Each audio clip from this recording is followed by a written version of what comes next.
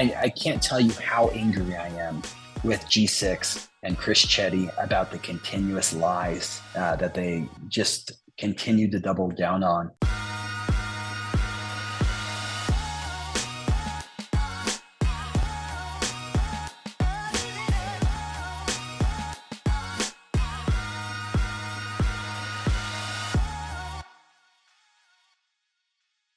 Welcome to the special edition of Arena Side of Press Pass. I'm your host, Anthony Carter, and on today's show, joining us again is Billings Outlaws owner Steven Titus. Great to see you again, Steven. How are you doing?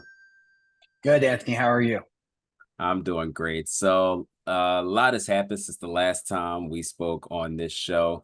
So to kind of fast forward a little bit, I believe it was about a week or so after we talked when the league moved on. We're talking about Arena Football League, moved on from Lee Hutton III, moving in with Jeff Fischer. Break that down on how you got to that decision and kind of what prompted that. Well, I think it was us owners needing to do what we needed to do to finish the season. When there were questions on rules, when there were questions on finances, when there were questions on anything related to the functionality of the league, Lee Hutton was nowhere to be found. We needed someone to be able to make decisions. And it was a natural choice with the experience, the knowledge, and the trust that we all have in Jeff Fischer that we needed to do what we needed to do to put Jeff Fischer in place to be our commissioner at that point. And how's it been working with Jeff Fischer? Coach Fischer is one of the most down-to-earth, good people I've ever met. It's funny, he called me yesterday just to kind of catch up on things, and he goes, hey, buddy, how you doing? And I go, I'm good. Jeff, just at work. And he goes, well, I want to apologize. I was driving through Billings Sunday, and I didn't stop and see you. And I go, well, if it makes you feel better, I was in Laramie at the University of Wyoming game anyway, so I wouldn't have been there. And then we just kind of got caught up on what was going on in AF1. And so he's one of the most down-to-earth, knowledgeable, well-connected people in the arena indoor football. I mean, even in the football industry in America, anyone knows who Jeff Fischer is. So he's been an absolute pleasure to work with. And part of that announcement was bringing in G6 Sports, who for people that may not know, G6 Sports owns the legal identity to the Arena Football League. How did you work with G6 Sports up until that point, and how's it been since then? Yeah, when we first met with G6, that would have been probably sometime in May or June. I think it was in May. They were a delight to work with. They kind of had the vision, they had the knowledge, they had the resources to do, to a degree, what Lee Hutton had promised. They were involved in day-to-day operations and kind of some strategy moving forward. And then things with G6 and the teams of that were playing in the AFL quickly fell apart.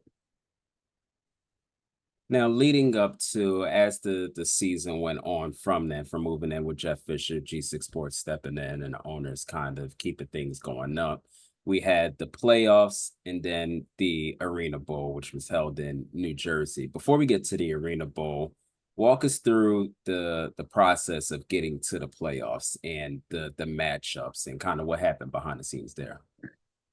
Right. There were a lot of questions at that point whether the games would be broadcasted on national TV or not. Once we made that decision and we had the resources to broadcast those games on national TV, there was some talk with CBS Sports about wanting to broadcast more games than what our playoffs had originally called for. So that's when we changed the 5-seed playoffs to a 6-seed. And that's why we had that kind of last-minute adjustment that added Nashville into the playoffs. It was really what the national networks wanted. And so we put that together, and then we did what we needed to do to put on a heck of a show for our arena football fans.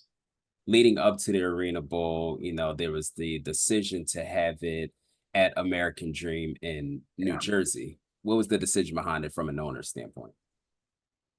We didn't have a decision.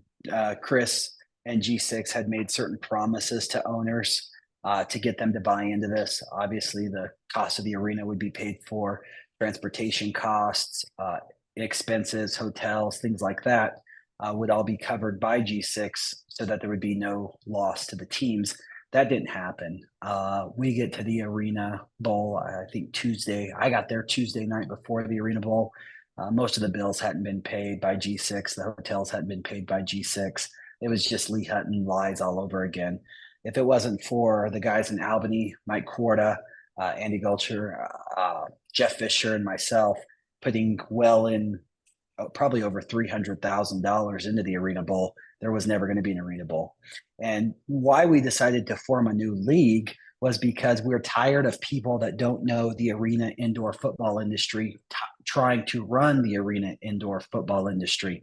The impressions that we got for the Arena Bowl were great. I mean, you saw some of the Barstool numbers. It showed 3 or 4 million impressions. It made ESPN, it made CNN. I mean, it did what it needed to do, but we could have done that at, Billings, for example. I lost a lot of money out of that not having a home game. I mean, I know what kind of profit Billings had for having the Nashville game. We did really well there. I can't imagine what it would have been for an Arena Bowl. I mean, we lost a lot of money not having the Arena Bowl in Billings. It was not our decision. If it was up to the owners would have said, let's go to the highest seed, which is how it should be. The highest seed should be rewarded for having a great regular season. The fact of the matter is that the Arena Bowl costs the teams approximately between $300,000 and $400,000 a loss. We could have had a big name celebrity concert, national broadcast at the top seed for a fraction of that price. It was a horrible business decision. They're making business decisions, spending other people's money. It's just something that we're tired of dealing with. We're tired of dealing with G6. We're tired of dealing with Chetty. We're tired of dealing with Lee Hutton. We're tired of dealing with AFL management, tired of dealing with AFL Capital Partners. They're just a bunch of liars, frauds, and people who deceit people. So, and we just don't want anything to do with it. So that's why we decided to form our own league and distance ourselves as far as possible as we can from those in the past. Because I can tell you, there have been promises and promises and promises made to all the teams, including the staff of the AFL, that their bills would be paid, that the salaries would be paid. None of that's happened. And so it's lies all over again. And we don't want any part of that. We want clean hands. We want our own organization, and we want people who are going to do the right things, and they're going to say the right, and they're going to do the right things and say the right things. If someone comes to you and says, hey, Steve, we don't have the money for the Arena Bowl, let's look at an alternate plan, instead of someone's ego getting in the way, it just doesn't make sense. And so we want people that have the football knowledge of the indoor and arena football industry to be running our organization. And, with Jerry Kurz, Gary Compton, Jeff Fischer leading our organization, it doesn't get much better than that.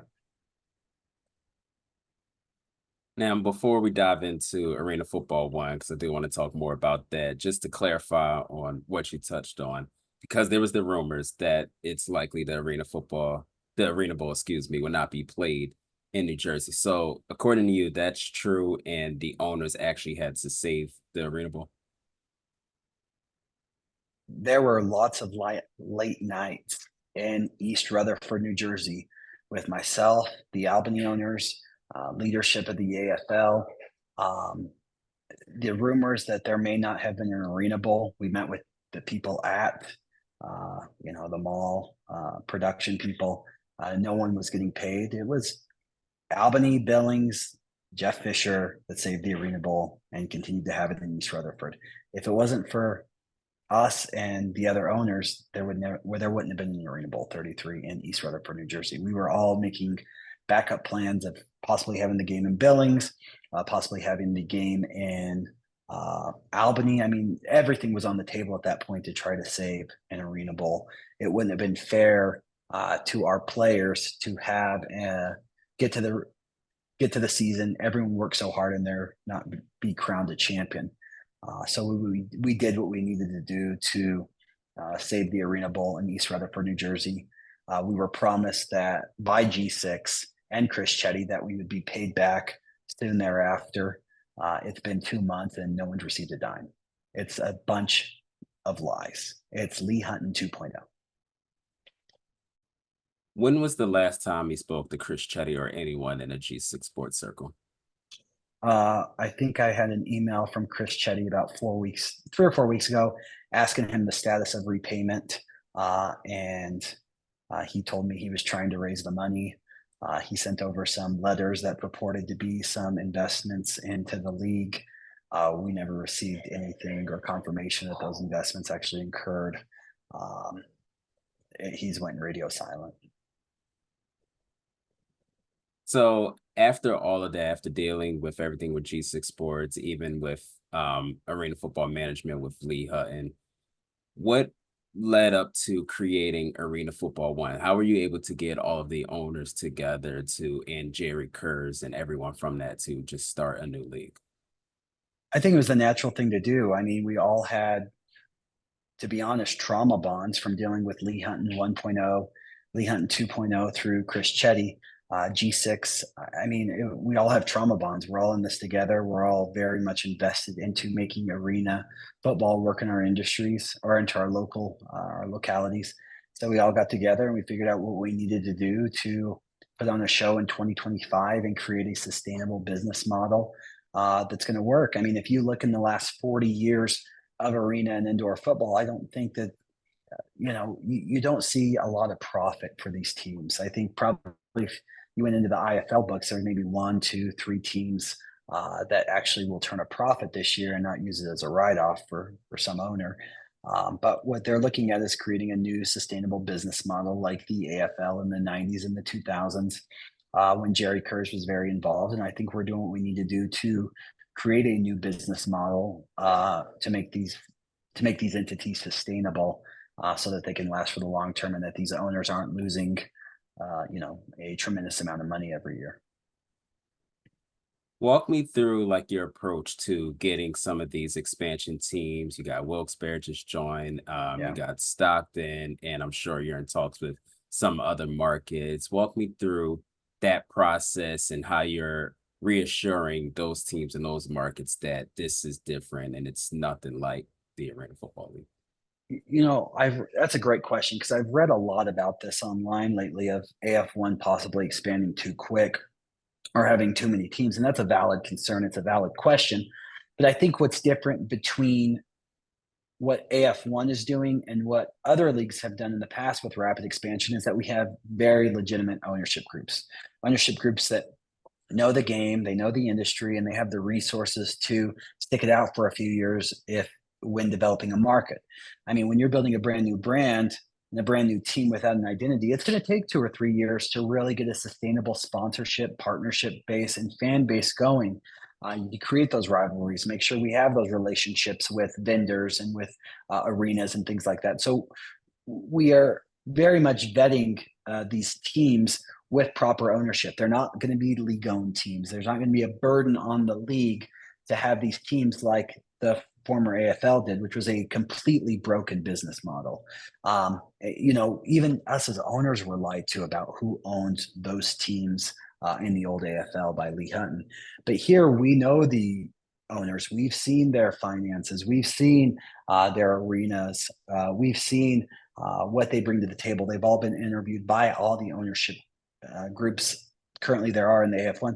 And we've really vetted them to a process to make sure that we're doing a controlled, reasonable, and prudent expansion and also being transparent about what we're doing here. So I do look for there to be a little bit more expansion for the 2025 AF1 season. But we're doing it reasonably, we're doing it prudently, we're doing it cautiously, and we're doing it to make sure that we don't have teams crashing mid-season. We don't have things happening to our franchises to upset a schedule or something like that. So we're being cautious, we're being prudent, and we're taking the necessary steps to make sure these are the right people and the right playing partners that we need for AF1 to be successful. And what's the impact that AF1 will have on future players? Obviously our goal has always been is that, we want the next Kurt Warner, we want the next Jay Gruden, we want the next set of arena football players to carry our torch into the NFL. We're already doing that. We're doing that with the UFL. We're doing that with the NFL. We're doing that with other leagues. But we're continuing to get on national TV. We're continuing to do the things to get on that national stage where we are the premier non-outdoor league in the country. And I think that given time, we're going to do what we need to do to be that spring ball league in America that everyone's watching. And that kind of went into my other question. What's the negotiations like with getting on, whether it's TV, whether it's digital, what's that going like? Our president, Jared Widman's working on that. He's working with the production company that we use for the 2024 playoffs. We're currently in talks with several networks. We have one of the networks will actually be presenting at our Arena Football Owners Conference here in a few weeks in Chicago. So they're definitely in the loop about things, and we're trying to figure out what exactly we can do to increase excitement for our game. I mean, I can tell you one thing that has stood out so much to me that we need to take advantage of is we need to be miking up our refs. We need to be miking up our owners. I thought one of the most interesting things is I was watching the playoff game between Orlando and Nashville, and Nashville's coach was arguing with the white hat, the head referee in that game, just arguing over a call. And it was such a great interaction that it really explains to the fans what's going on between coaches, what's going on between the refs, what kind of conversations are actually taking place.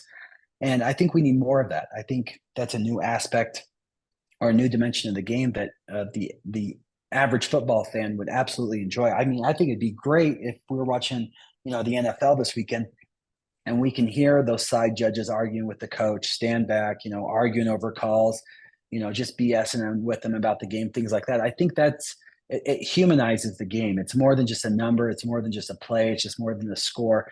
But you learn to like a player or a ref or a coach based on that personality. And I think we need to do more of that. And that's why when we meet with our production companies, when we meet with these TV network people, our execs, that they're coming to us with what their data says our fans want, football fans want, and how we can incorporate that into our game moving forward. We don't want the streaming issues. We want high quality production. The IFL championship game that was on CBS Sports started with their sideline refs mic not working. So we want to make sure that that's not our first impression. We want a solid, reliable broadcast that's comparable to something that you're going to see on Sundays on the NFL. And, we have that ambition, we have that skill set, we have that knowledge, and we have the right people to make that happen. And so I think the sky's the limit with AF1.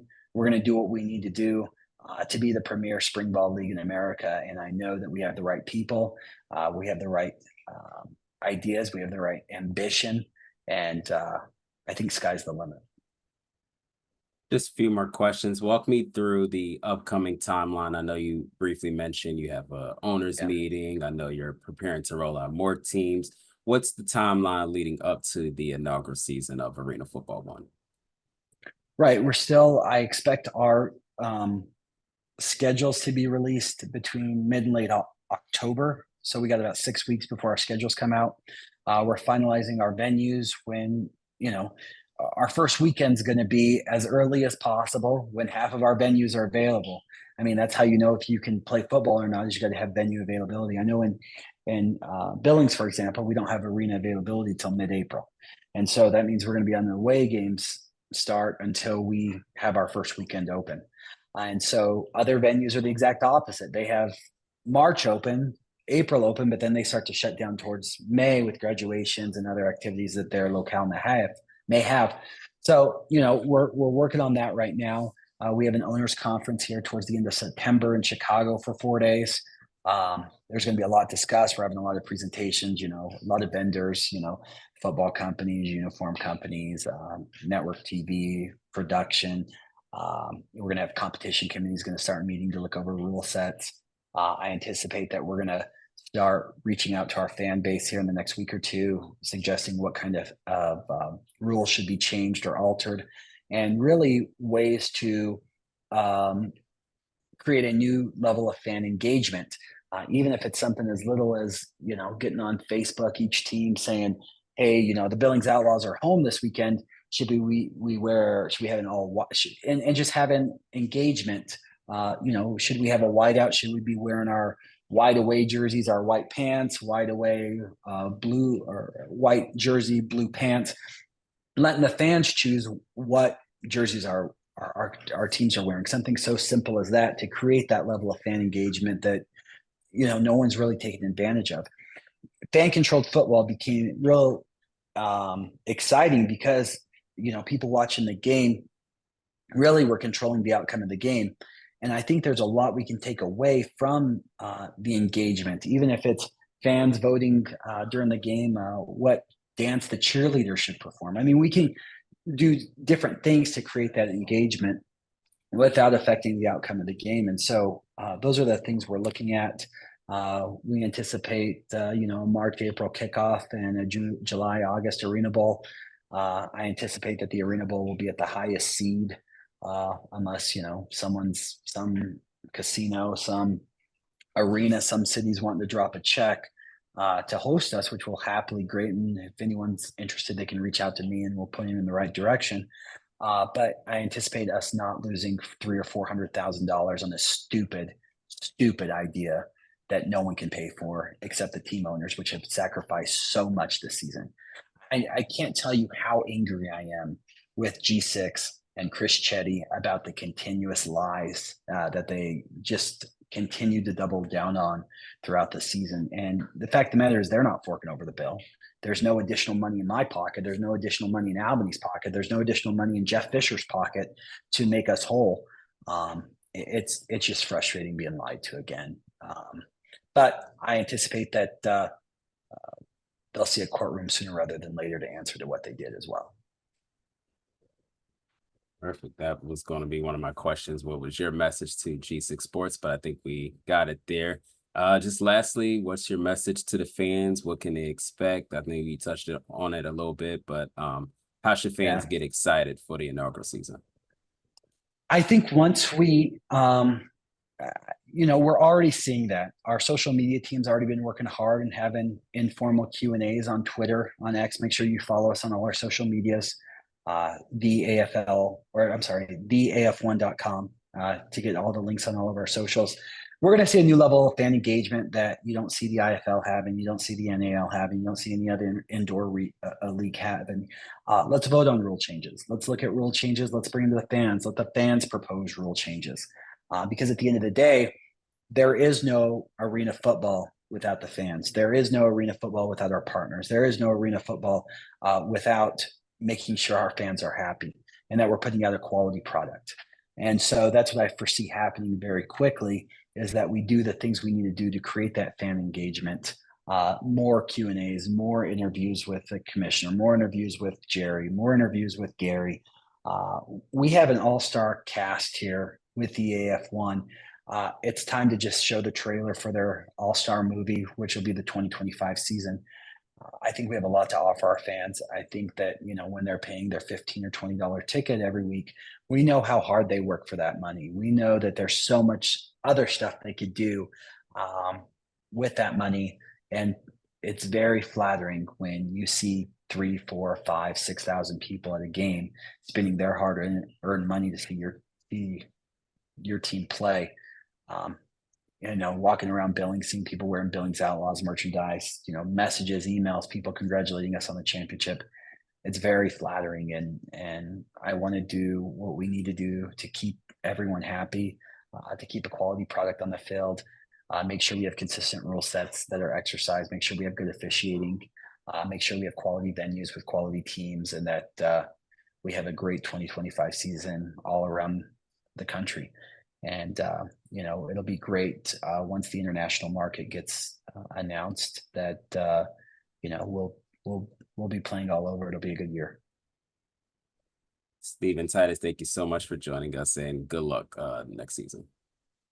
Anthony, thanks again for everything you do and to bring accountability and transparency to arena football. The fans have a lot to thank you for.